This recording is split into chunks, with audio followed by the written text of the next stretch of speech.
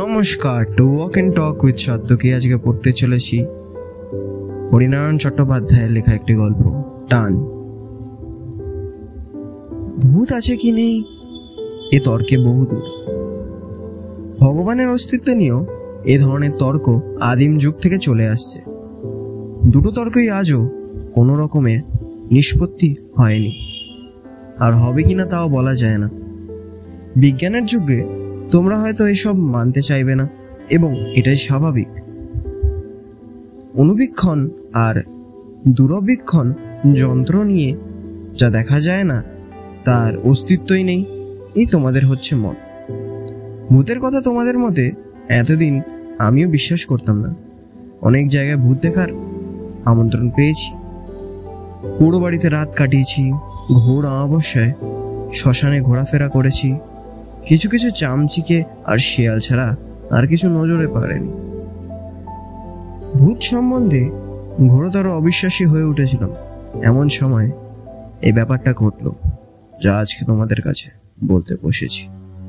ঠিক আমাদের পাশের বস্তিতে থাকে সমর রায়। ছেলেটি দেখতে যেমন সুন্দর, লেখাপড়াতেও তেমনই উৎসাহী। বিয়ে পরীক্ষা দেওয়ার আগে মাঝে মাঝে আমার কাছে পড়তে আসতো। সেই সময় তার বিদ্যাবুদ্ধির পরখ করার সুযোগ মিলেছিল। তাছাড়া একেবারে পাশের বস্তিতে থাকতো, কাজেই খুব ছোটবেলা থেকেই তাকে দেখেছি। ইদানিং অনেকদিন সমরের সঙ্গে দেখা হয়নি। আমরা শুনেছিলাম পরীক্ষার পর বাইরে কোথাও বেড়াতে গেছে। এক সন্ধ্যায় ঘরে বসে একাই একটা বই পড়ছি। বাইরে ঝড়ের আভাস, জানলা দরজার পর্দাগুলো দমকা বাতাসে উঠছে। দু এক ফোঁটা বৃষ্টি যেন গায়ে এসে পড়ল। কিন্তু বইটা এত ভালো লাগছিল যে উঠে জানলাগুলো বন্ধ করতেও ইচ্ছা করছিল না।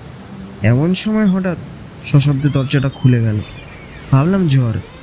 চোখ ফিরিয়ে কিন্তু অবাক হলাম, সমর এসে দাঁড়িয়েছে। উসখুসে চুল, পাংশু মুখ। কি সমর, কবে ফিরলে? বইটা মুড়ে প্রশ্ন করলাম। সমর কাউচে আমার পাশে এসে বসে বলল, এই একটু আগে। জামা কাপড় ছেড়েই আপনার কাছে চলে এসেছি। আপনাদের খবর ভালো তো? বললাম, হ্যাঁ ভালো, কিন্তু কি ব্যাপার, জরুরি কোনো কথা আছে নাকি? ওর হাবভাব দেখে আমার মনে হলো সমরের বোধ হয় জরুরি কোনো কথা বলার আছে। আপনার সময় হবে এখন?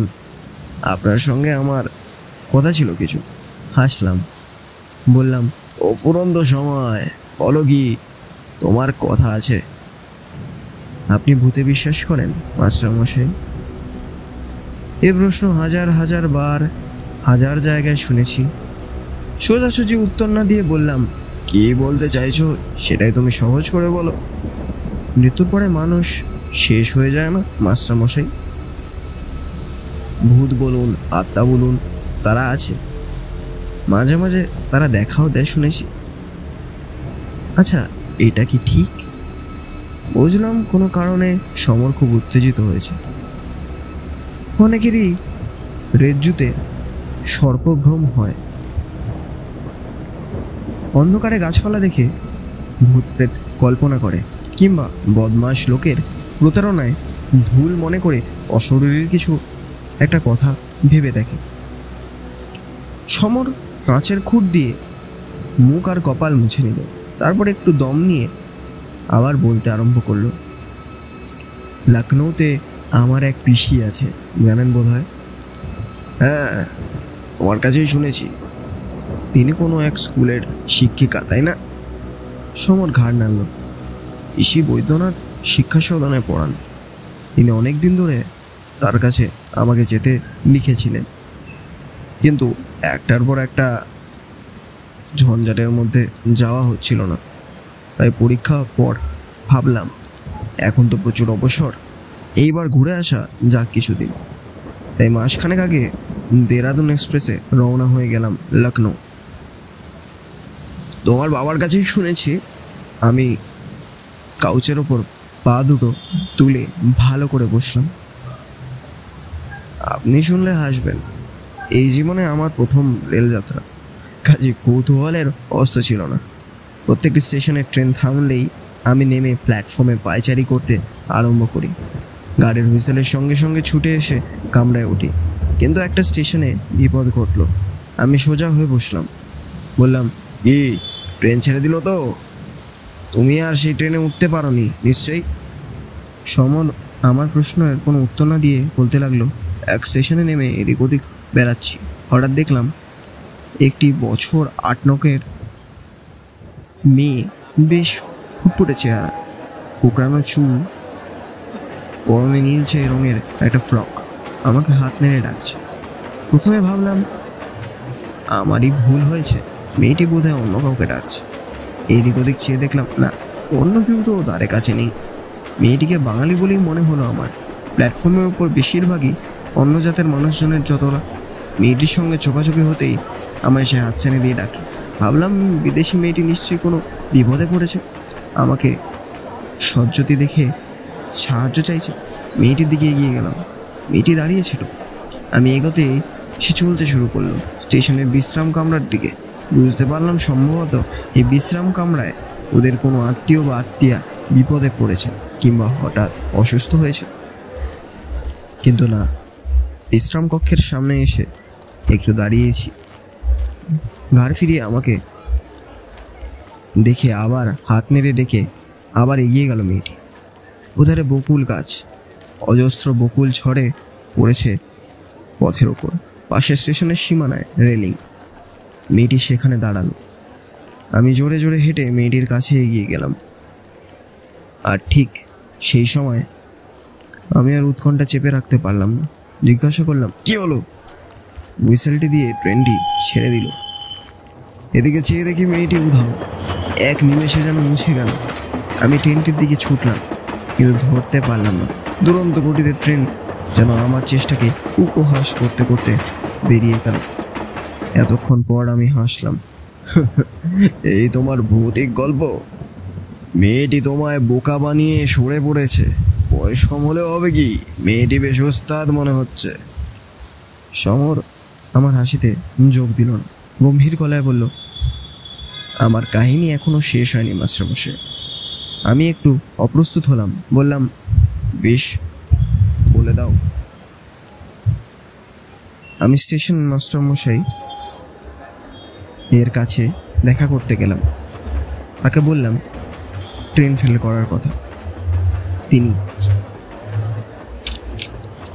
পরের স্টেশনে ফোন করে দিলেন যাতে তারা আমার বিছানা আর সুটকেসটা নামিয়ে রাখতে পারে। এর পরের ট্রেন রাত 9:30। হাতে অঢেল সময় সমস্ত বিশ্রাম কক্ষগুলো তন্ন তন্ন করে খুঁজলাম। কয়েকজন দেহাতি যাত্রী বসে আছে, মেয়েটি কোথাও নেই।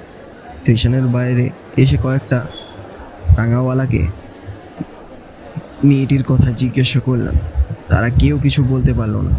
আশ্চর্য লাগলো, চোখের সামনে থেকে মেয়েটি কি করে নিশ্চিহ্ন হয়ে গেল। এমন সুন্দর দিনে আলোয় কোথায় সে সরে যেতে পারে? আশ্চর্য হওয়ার আমার আরও বাকি ছিল। রাত 7:30 নাগাদ সারা স্টেশনে হইচই, সবাই খুব ব্যস্ত। কে খবর নিয়ে চমকে উঠলাম। দেরাদুন এক্সপ্রেসের সঙ্গে এক মালগাড়ির ভীষণ ধাক্কা লেগেছে। অনেক লোক আহত হয়েছে, মারা গিয়েছে বেশ কিছু জন। আপাতত সব গাড়ি বন্ধ। দু একটি রিলিফ ট্রেন সাহায্য নিয়ে ছোটাছুটি করছে। স্টেশনে মাস্টারের কামরায় খুব ভিড়। অনেকেই আত্মীয় স্বজনের খবর নেওয়ার জন্য ব্যাকুল। ভিড় কমতে খবর পেলাম দেরাদুন এক্সপ্রেসের সামনের 4খানা বগি একেবারে চূর্ণ বিচূর্ণ হয়ে গিয়েছে। সামনে 3 নম্বর বগিতে আমার থাকার কথা। সেই মুহূর্তে নতুন করে আবার মেয়েটির কথা মনে এলো। মেয়েটি যদি হাতছানি দিয়ে আমাকে ডেকে না নিয়ে যেত, তাহলে আমার কি অবস্থা হতো ভেবেই শিউরে উঠলাম। সেই রাত্রে 2টো টেলিগ্রাম করলাম, একটা কলকাতার বাড়িতে আর একটা লখনৌতে পিসির কাছে। লিখে দিলাম যে ভাগ্যক্রমে দুর্ঘটনার হাত থেকে আমি বেঁচে গেছি। পথে এক স্টেশনে আমি নেমে পড়েছিলাম। লাইন ঠিক হতে দিন কয়েক লাগলো। আবার একদিন লখনৌতে রওনা হলাম। পিসিকে খবর দিলাম। সারা রাত সেই মেয়েটির কথা ভাবলাম। বিধাতার আশীর্বাদের মতো সেই মেয়েটি যেন আমার প্রাণ রক্ষা করতেই এসেছিল, কিন্তু কাজ শেষ করে বোধহয় মিলিয়ে গেল। পরের দিন 11টা নাগাদ লখনৌ পৌঁছলাম। স্টেশনে পিসি এসেছিলেন। খুব ছেলেবেলায় তাকে দেখেছিলাম, তবে চিনতে অসুবিধা হলো না। পিসির চেহারা প্রায় একই রকম রয়েছে। প্রণাম করতেই বুকে জড়িয়ে ধরলেন, বললেন, খবরের কাগজে ট্রেন দুর্ঘটনার খবর পেয়ে আমার যা অবস্থা হয়েছিল, কেবল মনে হচ্ছিল এর জন্য যেন আমি দায়ী। আমি বারবার তোকে আসতে দেখেছিলাম, তারপর তোর টেলিগ্রামটা পেয়ে তোরে প্রাণ এলো। কি ব্যাপার বলতো? সব ব্যাপারটা বললে পিসি হয়তো বিশ্বাস করতেন না, বিশেষ করে তিনি যখন বিজ্ঞান পড়ান। কাজেই মেয়েটির ব্যাপারটা বেমালুম চেপে গিয়ে বললাম, চা খেতে একটা স্টেশনে নেমেছিলাম, ট্রেন ছেড়ে দিল, ছুটে গিয়েও ট্রেন ধরতে পারলাম না। পিসি স্বস্তির নিঃশ্বাস ফেলে বললেন, ভগবান বাঁচিয়েছেন তোকে, জন্ম জন্ম যেন তোর চা খাওয়ার নেশাটি থাকে। দুজন টাঙায় দেখলাম। প্রায় আধ ঘন্টা পর চলার একটি বাড়ির সামনে টাঙা থামলো। পিসির নির্দেশ। পিসি নেমে চিৎকার করলেন, সুন্দর সুন্দর। একটি ছোকরা নেমে এলো, আমার সুইটকেস আর বিছানা নিয়ে আবার উঠে গেল। পিসির পিছন পিছন আমিও ওপরে উঠলাম। মাঝারি সাইজের একটা ঘরের দিকে আঙ্গুল দেখিয়ে পিসি বললেন, এই ঘরটা তোর, যা জামা কাপড় ছেড়ে নে, আমি জল খাবারের বন্দোবস্ত করি। শরীরে খুবই ক্লান্তি ছিল। ঘরের মধ্যে ঢুকে একটা চেয়ারের ওপর নিজেকে ছেড়ে দিলাম। এক কোণে একটা টেবিল, তার উপর বাতিদান, একটা আলনা, ছোট একটা খাট, দেয়ালে গোটা তিনেক ছবি। সামনের ছবিটার দিকে চাইতে সমস্ত শরীরে বিদ্যুৎস্পৃষ্টের মতো কেঁপে উঠল। উঠে দাঁড়িয়ে পড়লাম। মনে হলো ভয়ের কোনো কালো ছায়া আমাকে আবৃত করার চেষ্টা করেছে। তাড়াতাড়ি বাইরে এসে বললাম, পিসি পিসি। পিসি বোধ হয় নিচে রান্নাঘরে ছিলেন। কোনো সাড়া পেলাম না, কিন্তু পিসিকে আমার একান্ত দরকার। আমি তাড়াতাড়ি সিঁড়ির মাঝ বরাবর নেমে ডাকলাম, পিসি, ও পিসি। এতক্ষণ আমার ডাক পিসির কানে পৌঁছালো। হন্তদন্ত হয়ে পিসি সিঁড়ির কাছে এসে বললেন, কি রে, কি হয়েছে তোর? একটু এ ঘরে এসো তো। আমি ছুটে ওপরের ঘরে এসে দাঁড়ালাম। হাঁপাতে হাঁপাতে পিসিও এলেন একটু পরে। কি হলো রে তোর? শরীর খারাপ হয়নি তো? এত ঘামছিস কেন? জামার আস্তিন দিয়ে কপালের ঘামের বিন্দু মুছে বললাম, না, শরীর আমার ঠিক আছে, কিন্তু এই ছবিটা কার? হাত দিয়ে সামনের ফটোটা দেখালাম। পিসি বলেন, ওটা তনুর ফটো, আমার মেয়ে টুনু। আপনার মেয়ে? হ্যাঁ, তাকে তুই দেখিসনি। তোর জন্মাবার আগে টুনু মারা গিয়েছে টাইফয়েডে। বোধ হয় বছর 8 বয়স ছিল। শেষ দিকে পিসির কণ্ঠস্বর একটু গাঢ় হয়ে উঠল, কিন্তু ঠোঁটটা কামড়ে থেমে গেলেন। কিন্তু কি করে? কি বলবি বল? পিসি বললেন, তুমি কি বিশ্বাস করবে পিসি? বিশ্বাস করার কথা নয়। কথাটা বল, তবে তো বুঝবো বিশ্বাস করার কথা কিনা। পিসি আমার ভাবভঙ্গি দেখে রীতিমতো বিস্মিত হলেন। টুনিদির সঙ্গে আমার দেখা হয়েছে পিসি। আমার কথা শেষ হওয়ার আগেই পিসি ধপাস করে চেয়ারে বসে বললেন, ভাবলেন নিকার ছেলেটির মাথা খারাপ হয়েছে। একটু একটু করে সব বললাম। যখন শেষ করলাম, পিসির চোখ দিয়ে টপ টপ করে জল পড়ছে। পিসি বললেন, পিসি বিজ্ঞান পড়ান, কিন্তু একটি কথাও প্রতিবাদ করলেন না, কিন্তু অবিশ্বাস করলেন না, শুধু বললেন, তুমি তোর প্রাণ বাঁচিয়ে দিয়েছে। এবার সমর আমার দিকে ঘুরে বসলো। বলুন মাস্টারমশাই, কি করে এটা সম্ভব? মারা যাওয়ার পরেও কি আত্মার স্নেহ, দয়া, মায়ার টান থাকে? নিজের আত্মীয়দের বাঁচানোর জন্য তারা কি মানুষের দেহ ধরে আবার ফিরে আসতে পারে মর্তলোকে? বাইরে ঝড়ের সঙ্গে প্রবল বৃষ্টি শুরু হয়েছে। আম গাছের একটা ডাল জান্নার পান্নায় মাথার ঠেকছে অনবরত। জলের ঝাপটায় ঘরের অনেকখানি ভিজে গিয়েছে। সেই দিকে চেয়ে চুপ করে বসে রইলাম। কি উত্তর দেব এই সময়ের প্রশ্নের? চিরদিনের জন্য হারিয়ে যাওয়া মানুষ নিজের লোককে বিপদ থেকে রক্ষা করার জন্য মায়া মমতার টানে আবার কি পৃথিবীতে ফিরে আসে? তাও কি সম্ভব? ধন্যবাদ, সাবস্ক্রাইব করুন আমার চ্যানেল আরও এরকম গল্প শুনতে। আর চেষ্টা করছি নীল মানুষের কন্টিনিউয়েশনটা আসুক। ধন্যবাদ। আরও শুনতে থাকুন, দেখতে থাকুন, বুঝতে থাকুন।